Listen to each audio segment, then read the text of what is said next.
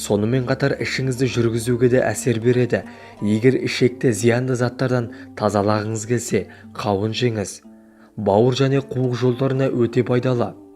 Бүйректен тас пен құмды шығаруға әсері мол. Қандағы гемоглобин мөлшерін көбейтеді. Ағзаңызды әртүрлі аурудан құтқарып, иммундық жүйеңізді қатайтады. Жүрек, қан тамыр ауруларының алдын алады. Жүйке жүйесін тыныштандырады. Көңіл күйіңізді көтеріп, ұйқысыздықтан арылтады. Шаршау және ашушаңдықты басады. Денедегі тіндердің зақымдануына қарсы ферменттер түседі. Қауынды мына өнімдермен бірге қабылдауға болмайды.